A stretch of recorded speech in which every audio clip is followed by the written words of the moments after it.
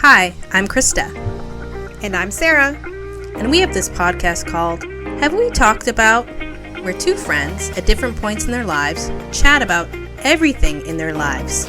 From current events to pop culture, from self-care to self-indulgence, and everything in between. Join us weekly to see what we talk about next.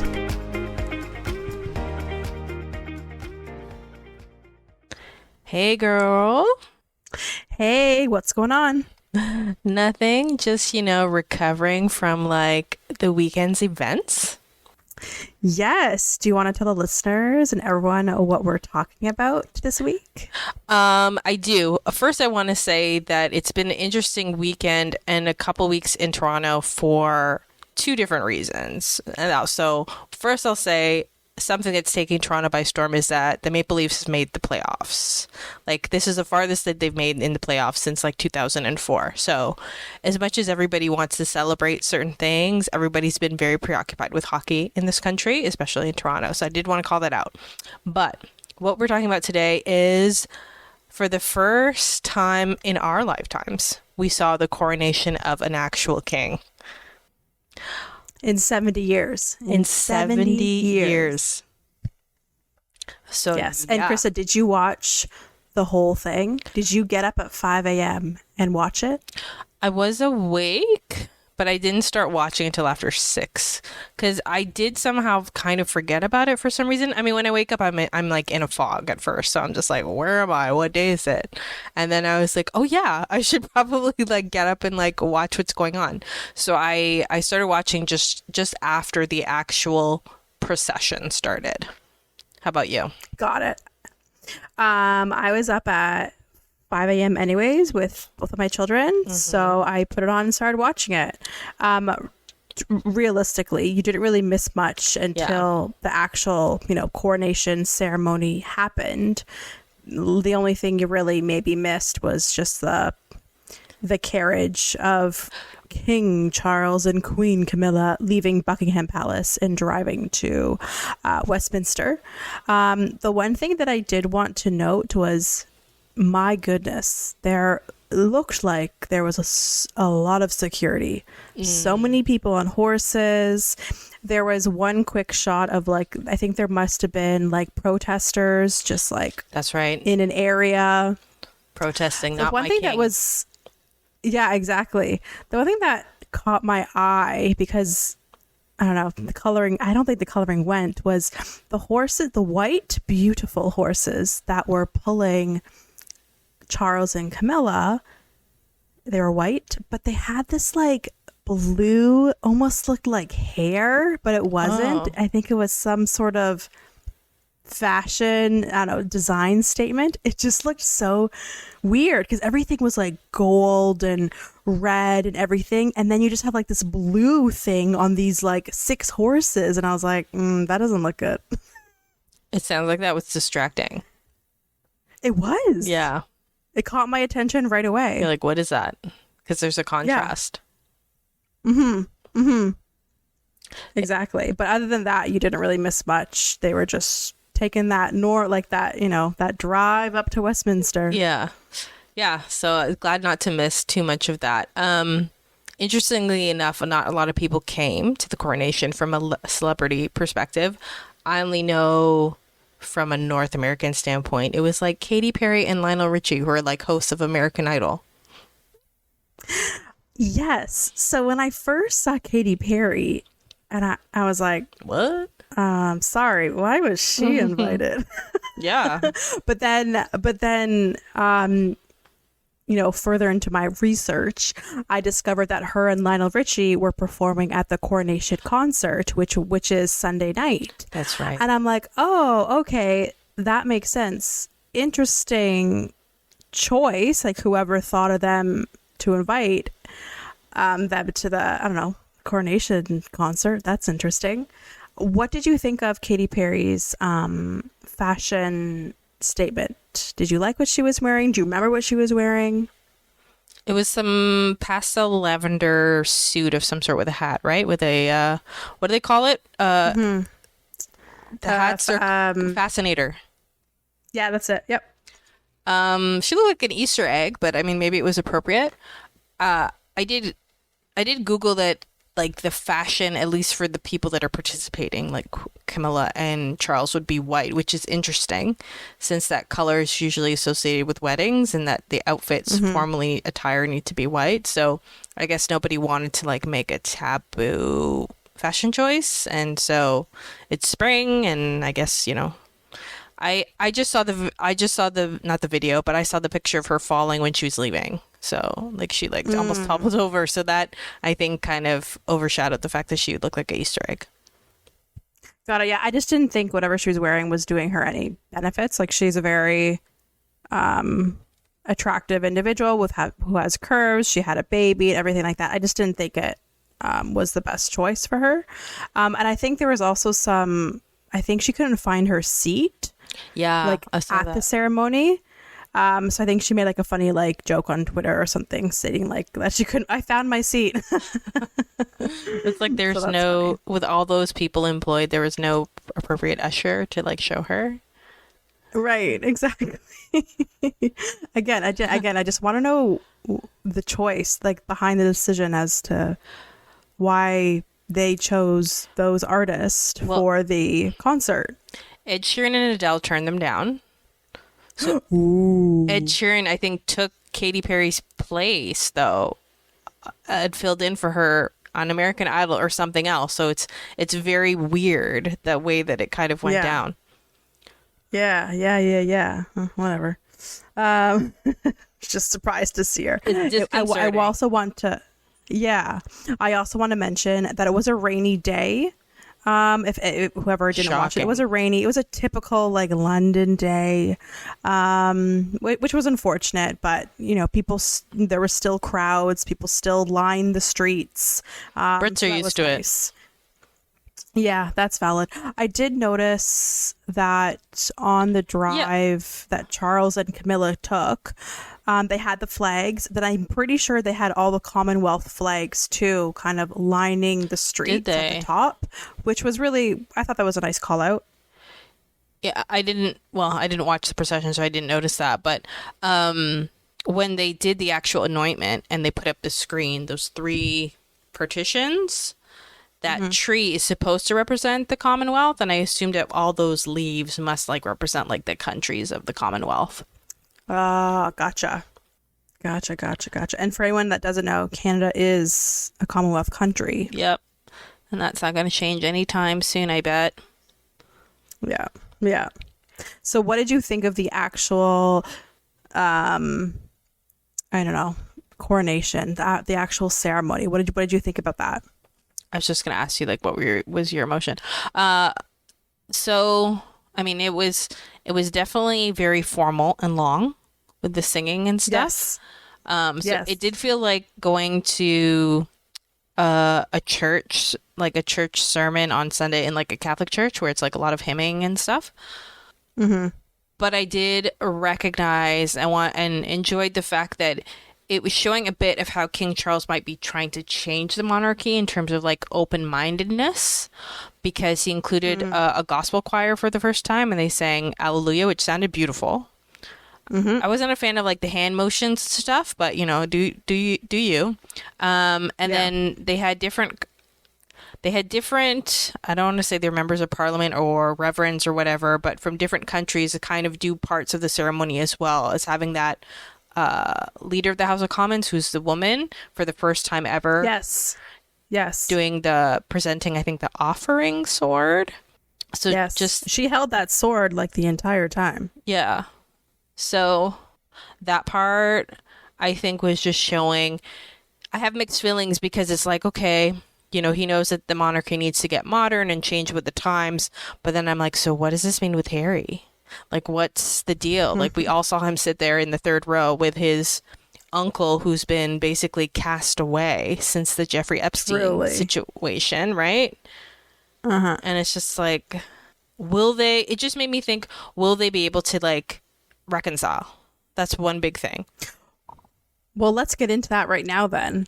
since that's the hot topic. So Prince Harry comes in. He comes in with his cousins, Beatrice, Eugenie, and their husbands, and Prince Andrew and everything. He comes in, and I think we all knew he was coming. We knew that. We knew Meghan Markle was staying at home, and the kids were staying at home, which I think was for the best. And that's fine. He comes in. He sits in the third row, but then there are moments where I think the camera pans out to the audience. Let's say there were times, so Princess Anne was wearing a very, I don't know, some sort of tall hat, so it covered his face for a lot of the shots. So everyone is like speculating online, like, ooh, did they place him in that spot for that reason? Ooh, interesting. So I'm glad that you called that out, because for a big part of the ceremony, I'm like, where the hell is he? I can't see him because I didn't watch from the beginning. There's two people that were on my radar I couldn't see. One was Prince Harry at first, and one was the firstborn of Prince William and Princess Kate, because he was George was a page of honor, so he was wearing the little red jacket doing a different role, and I'm like, where the hell's the other kid? So I was distracted for a big period of the ceremony, just being like, I need to know where they are. And then when I found them, I'm like, oh, okay. I mean, he was basically at the end, but I don't know, maybe, I mean, who would have known that she would wear that big stinking hat though? Valid. But it's just conveniently that the camera was right there. They couldn't angle it to the right or to the left. True. It's just interesting. And then I think by the looks of it, again, this is just what we're seeing on TV. Looks like there was no interaction between him or his brother, or him and Kate, or anything like that. And I think he left right after the ceremony, jumped into the car, and then I heard that he immediately went to the airport and then flew home to California because it was Archie's 4th birthday and he wanted to get there. Wanted to be home for him. I mean, it's still like... So he didn't stay for the weekend. He didn't stay. Did he talk to his dad? I don't know. I mean... So I think he flew in on Friday. And people said that he spent the night at the where Meghan and him used to live, the Frogmore, wherever they cottage, exactly. He stayed there Friday night, and then Saturday I guess he just went to the ceremony and then immediately left right after and took a flight home. Well, in order to get access to Frogmore, though, he would have had to go through the firm, right? So there must have been some communication, you think? Maybe. Yeah. So people are saying like, oh, like that's great. Like maybe there was a little bit of an olive branch from both sides. Like he did come to the ceremony, but he didn't. I think he was invited to, I don't know, the rest of the festivities later that day, and then on Sunday and everything like that. But he turned it down, I think, because he wanted to be there for his kid's birthday. I think I'm struggling with that if that's true, because like I mean, it's your son's birthday. I'm not discrediting that that's not important, but you went because your father was becoming king, and you technically didn't have to. Which is kind of huge. It's huge. Yeah. It's huge. Yeah. It's an opening. It's an opportunity to like heal the family. It's from Toronto to London is a 7-hour flight. So you add the 6 hours it takes from LA. That's a big flight. So you came just for the ceremony and then you hop right back on a plane and left. I'm struggling with that being true, where it's like you're going all that way. You would have had to make the arrangement with Meghan, like, I'm going to miss his birthday. We have to celebrate it earlier or after. I just like, that was, then I don't think it plays into the whole idea that, I don't think it plays into the idea that Harry and Meghan aren't just looking for attention, if that's the case, I guess is what I'm trying to say. You're there for the cameras. Because I thought, okay, you didn't go on the balcony. You're probably just out in it. You're not on the balcony, but you're there. You're there in that room. Right. Nah, he wasn't there at all. He left. It was a waste. Yeah. Well, I don't think he would have been invited to go onto the balcony because he's not a working royal. Right. I don't know. But who knows? But he's still family. Yeah, that's the whole point. And if that's why you went, then what?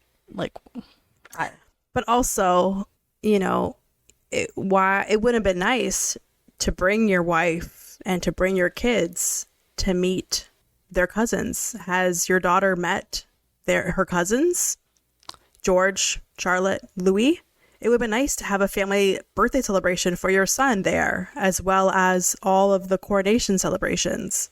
But I think Meghan isn't having that. Your wife can't show her face with your family anymore because you guys fucked it up.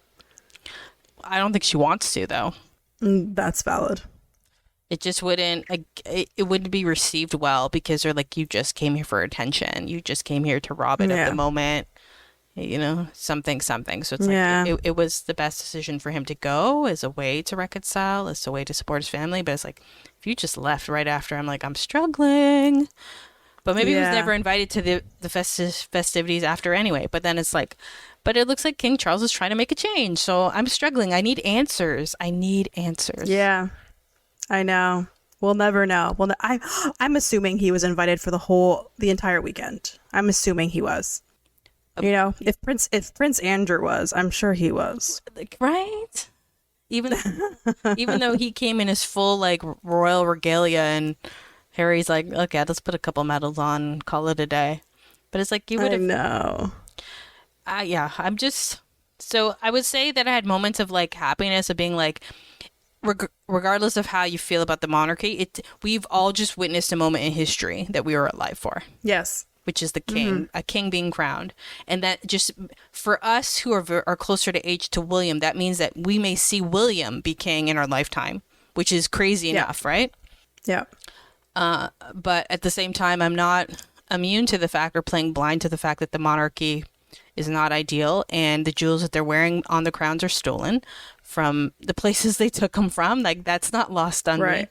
But, you know, I'm sure to be there to celebrate in that moment, because it's a bit of a party, there's an energy there that, you know, if I had been invited to go see it, I would have definitely done that. If you were on that VIP list. Well, I mean, I couldn't sit through that at Westminster Abbey without being like, God, take me out. Like, I can't. That's a long ceremony to sit through. Oh, 100%. And also, I literally have been in Westminster Abbey, and you can even tell from the camera angles where the, I don't know, quote unquote, normal people are sitting. You can't see shit. So unless there's TV screens, you know, like high above, so you can actually see the ceremony, you can't see anything. And also, like King Charles's throne, let's say, quote unquote, wasn't even facing the audience. It was facing the other way. So unless there are screens or TVs or something, you can't see anything. I'm sure there has to be. We just can't see it. I did wonder, like, how do you get an invite for Westminster Abbey as a civilian, though?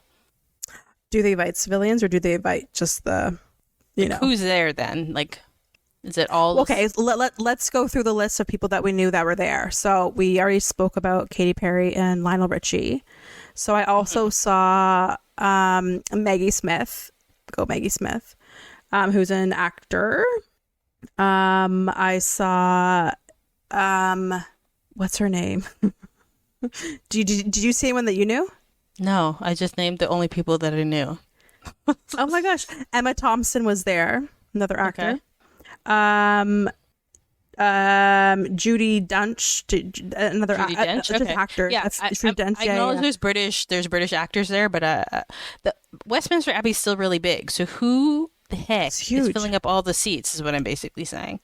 Like, well, and then they invited a lot of other royals from different countries. Oh, okay, maybe. Who knew there was something? And they invited they invited Kate's parents and family. They always do. Yeah. But then they also invited, because I think she runs in a high class circle, William's potential mistress was also there. But I think she runs in the, the circles of that, yeah. Exactly. Well, I feel like I felt like Prince Louis a lot of that ceremony of asking Mom, was this over? Yawning a little bit. Apparently he went missing at some point. He didn't go missing. I think he was getting a little restless, so his nanny took him away for a bit, because it was like you said, it was a long ceremony. So they took him away for a bit, and then he came back. Yeah. Poor guy. Well, it's like, what the hell is going on? Like, I know. you I'm said bored. Grandpa, is this over yet? Can I have my snack? It's like, what do you mean? I know. But can we just say how just like glowing, beautiful Kate is? Like God. Can you get more beautiful? She's stunning. Yeah, she's stunning. Having 3 kids is taking a toll on her, though. I feel like she definitely is looking older, and I don't say that to like diss her, but it's like it's taking a toll. Like her face does look more like drawn. You can see the sleepless bags under her eyes now. Well, and a potential affair too would do that too. Yeah, but I mean, I'm sure this is not the first time he's cheated on her. But maybe it's just in the marriage. But yeah, I just love that. Her crown or flower crown, whatever Kate was wearing, kind of like matched, Princess Charlotte. That was super, super cute. And Princess Charlotte looked so cute. Absolutely. I also thought who looked really, really bomb was Princess Beatrice in that like magenta dress. I thought she looked really good. Yeah, she definitely made a good choice of picking like a gemstone type of color to really accentuate the situation, like, the decor of what's going on, but also against her own skin tone. I mean, they grew up to be lovely women, both of them, Eugenie and Beatrice, because they, like the rest of us, went through ugly phases. Yeah, valid. And then I also thought Lady Louise, I'm pretty sure that's her name, looked really good as well. She is the daughter of Edward and Sophie. Oh. So Queen Elizabeth's last son's daughter. She was like in a blue and white long dress. I thought she looked really, really, really pretty. I agree. Yeah, I don't know much. Like, I don't pay attention to the other siblings, right? Like, Charles has like lots of siblings, but nobody's like really paying attention to that much. Princess Anne is a badass bitch. Yeah, true. Totally. A lot. She has all these honorary like designations from like the army and stuff. It's just like she's and I think she's and I think like for the past many years she has been the working royal who's had like the most like working hours, community hours, volunteer hours, whatever you want to say. Yeah. She takes her job very seriously.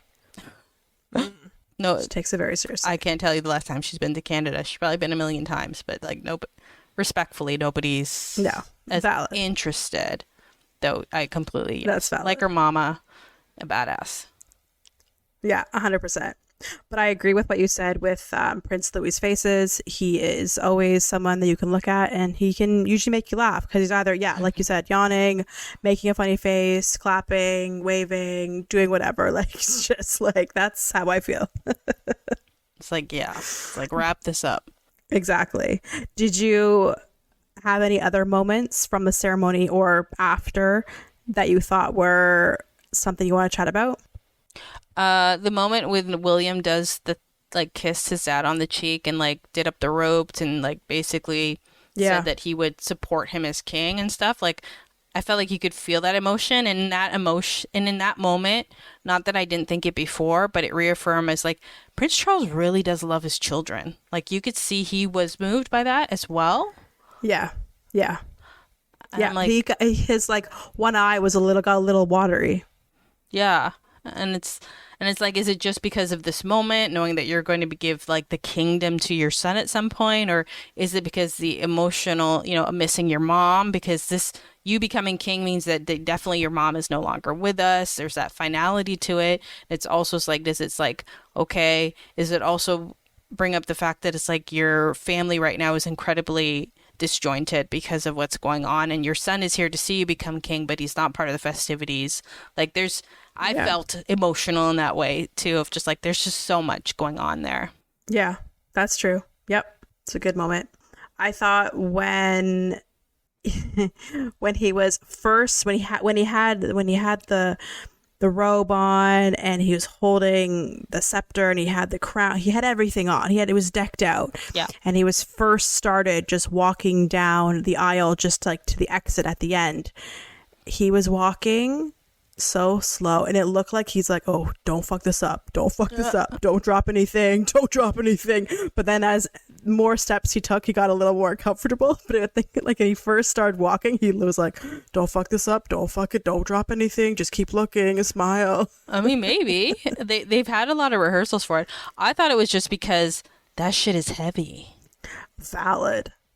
I'm sure it's very heavy. And in these last few years, like, I don't remember Prince Charles being this short, but he looks like he's shrinking. He looks very small in all of it. Yeah, I know. Well, his fingers don't look small. No. He looks small. I saw that. I was like, whoa, what's going on in your pants, my guy? Because those are some big sausages that you're carrying. And then because he changed into a gold robe during the ceremony. Yeah, that must have cost a pretty penny as well. It's a whole thing with the girdle and the sword and stuff. Well, that's like, it's coronation garb. It's not something, I think that it's existed for a while. That he has to put on as part of that ceremony. It's just like heavy stuff. And when he had to hold the sword, like everything just like it was too heavy. Like when I was watching it all, I'm just like, how I would never be able to hold that. Yeah. And then when they were crowning Camilla, rolls eyes. Every side chick has their chance to be queen, my friends. Oh my gosh. And when they put the crown on her, and then she like moved like her like little like hairs away at the top to make herself, you know, feel a little bit better. I could just feel like the smugness just like come across. I could just feel like she's like, at last really? I got the crown. I just felt, I don't know, maybe that was just me. Listeners, did you feel the same way? That's what I found. That's what I thought. I got the sense of she was like, oh shit, this is not fit. But like you said, didn't they rehearse this? Yeah, I mean, I don't know, maybe her head swole, maybe it shrank, I don't really know, but it's just like, it just didn't feel like it was a good fit. And then the way, well, knowing that she's going to take pictures, obviously you're going to fix your hair, so I won't hold that against her. I think I've just, I've accepted that's true love, unfortunately. Like they are each other's true love. And Diana was just like a distraction or like interference, unfortunately, for their actual relationship to blossom. But yeah. I thought when she got crowned and she went to King Charles and she, bowed to him, she was a little uneasy. Yeah, because again, that shit is. I was like, don't be careful, girl. Like she did like the smallest little like curtsy because she didn't. I think she was. I don't think they've ever lifted anything heavy in their life. So can you imagine like carrying like a 5-pound bag of flour on your head when you've never even probably wiped your own butt in your whole life? Yeah, no, so true, so true. So like, yeah, I think it was also very like. Their age was very clear in the ceremony of just like they're in their 70s and it's very, very obvious. That's true. That's valid. Absolutely. I do think even though he's wearing a crown on his head and they were going to Buckingham Palace in the carriage and they're wearing the crowns and stuff, that as he was wearing it and he got closer to it, he became more human in a way. Like when they do go out on the balcony and they wave and stuff, it's just like it didn't feel so formal. Like his energy, he's always been a person that kind of came off as stiff, even though when you see the videos of him interacting when his kids were smaller, it's very clear he loved them. But he like waved and he was looking, I don't know, it just didn't feel like he was just doing the obligatory, but he was actually like, yeah, I want to say hi to you. I want to recognize you. I see you guys. Because he did an encore. And I thought that was like, even though Camilla wasn't having it, it was very clear. Camilla's like, I can't stay out here again. She's like, I'm done. She taps him on the chest. It's the universal wife to husband signal being like, we're done here. Let's go. Yeah. That's funny. I don't think I watched that part. That's funny. But I watched it because I think on, was it Saturday or Sunday, there was like, what was it called? The coronation lunch or lunch day or lunch something. And then I watched a little bit of the coronation concert and he looked a lot more relaxed and he looked really happy. Oh, I missed that part. So that's sweet. Yeah. Yeah. It's an emotional roller coaster. I do have mixed emotions, but I just hope, because we grew up with Prince William and Prince Harry, that there is light at the end of the tunnel for them, because the biggest thing is just like the discord, where it's like, your dad is king. So like, who are you going to talk to about how, like, what a mind fuck that is, except for your siblings, right? Seriously. But I think because since his book came out, Spare, I don't think he's probably been in their presence since the book has come out. So they think this is the first step in potentially hopefully, trying to form some sort of relationship again. We'll see though. It's hard because he went hard in the book. Yeah. But I mean, he's valid. I mean, he's valid to have his feelings. In Britain, you're not allowed to have feelings. Like, Canadians are a little bit the same too, where you have to maintain a stiff upper lip. But Harry didn't look uncomfortable during this ceremony either. So I don't know if that's a good thing or a bad thing. He looked very relaxed. He didn't look like he felt out of place. So he was comfortable with whatever role that he was playing or not playing. So that's good. Hard to tell. William, I don't know what he felt. He looked very concentrated during the ceremony. I'm sure he was a little stressed about what he had to say, and I'm sure he was a little stressed about his kids as well. I'm sure there was lots of emotions. Like, again, like you said, oh shit, like, I'm the next one to be, to have this whole ceremony in X amount of years. So I'm sure there was a lot of pressure on him. And knowing that you're going to be doing it alone, because as much as he has his wife never grew up in this. Right. Yeah. Like, he will, like, if things continue on and William becomes king, he won't have his brother to go to, based on how he feels now, for support. Yeah.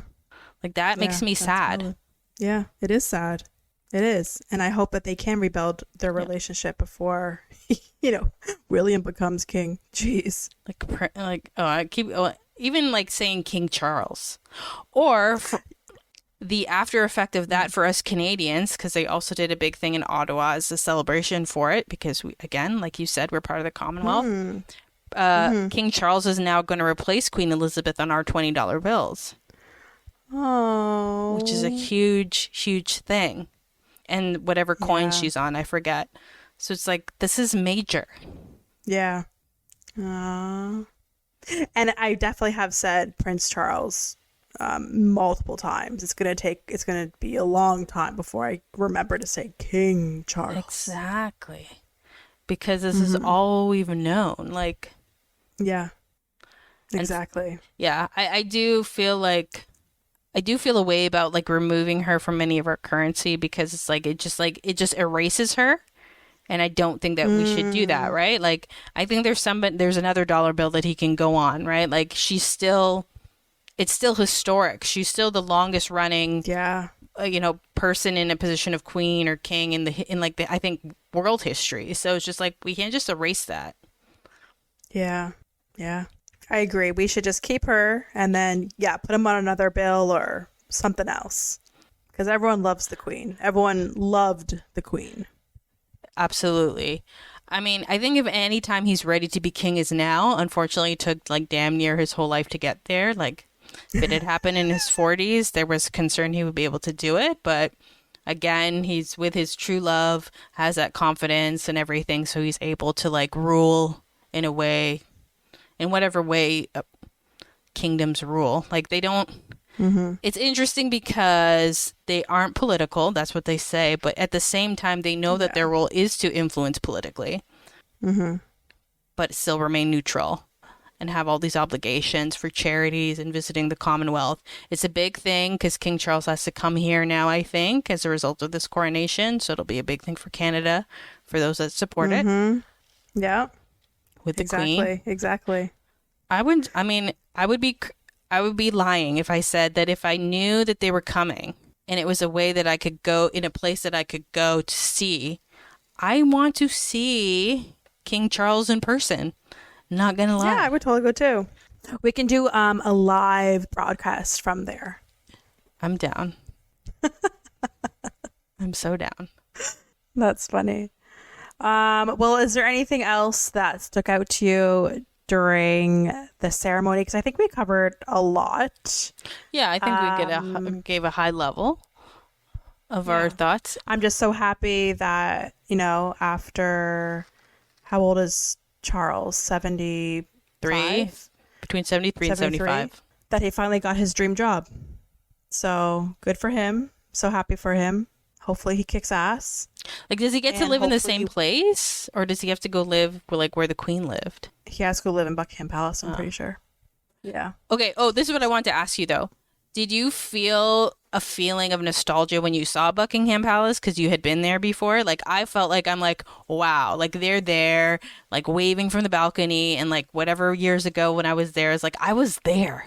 Like, yeah, and then I was like, where's Queen Elizabeth? Oh. Well, her love left.